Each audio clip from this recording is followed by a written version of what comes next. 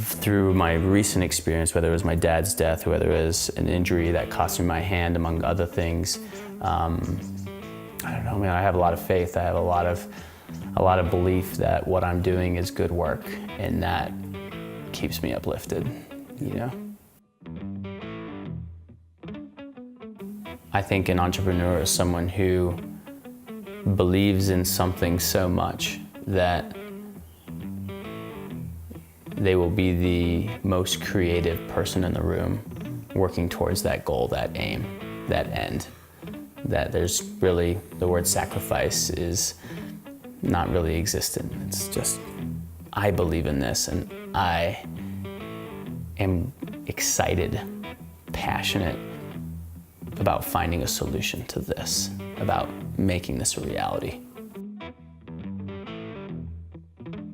Every experience of our lives to right now, you and I speaking in my kitchen, is an attribute, an asset that we can use that could become a compound investment on who we become if we recognize that those experiences are crucial, vital, valuable, priceless, and not drudgery, pain in the ass, oh, my worst day ever. So it's perspective. It's how we see every moment on earth, every second we have.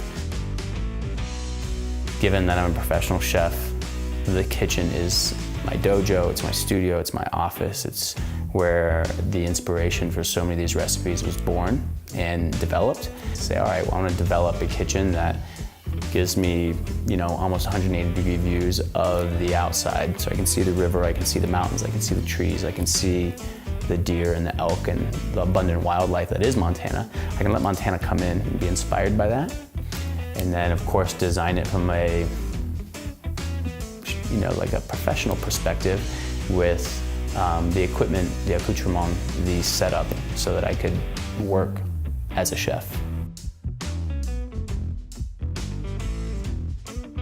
So now it's performing, and quite honestly, it's a very exciting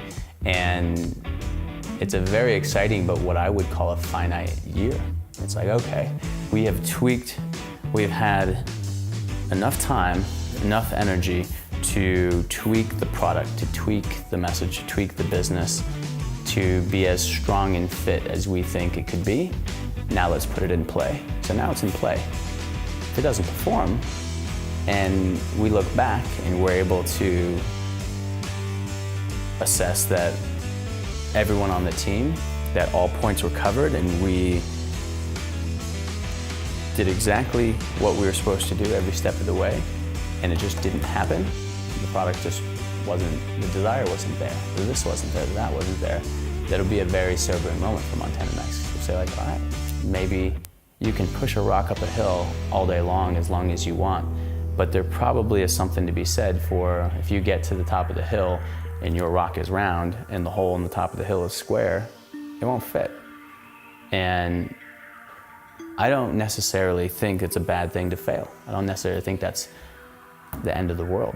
No one wants to lose, but we believe we've developed something that is going to do well. It's the first year where it's really going to have its best shot at doing well.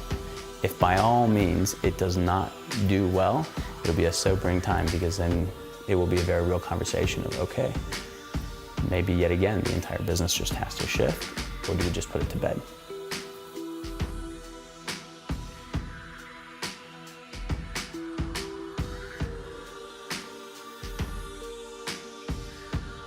I go search for advice all the time, and honestly, from the mentors and those that I respect most, not because they tell me what I want to hear, but because I think they spit truth, I think I hear the same thing, which is, hey, is it bringing you happiness? Is it true to who you are? And does it allow you to be who you want to be, and is it sustainable? You know, and you know, yeah, I don't think you need to grind 24/7. You know, you'll have nothing left to grind at some point.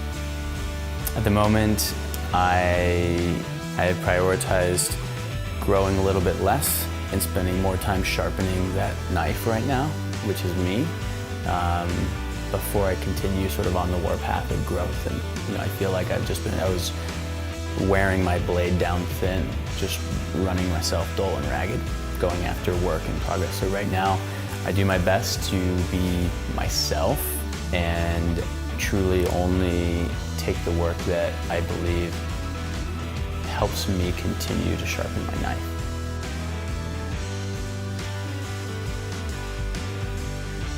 Being paid by my company or being paid by either of my companies to continue doing the things that I love to do and killing two birds with one stone, fueling my own hopeful,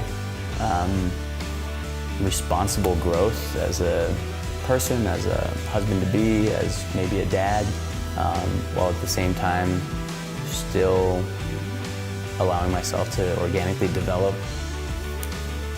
in the way that I want to become as a gray-haired, wrinkled old dude.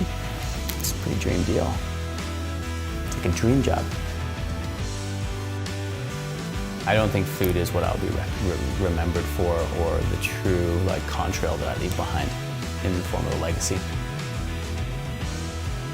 Joy of life is the legacy that I hope to leave behind.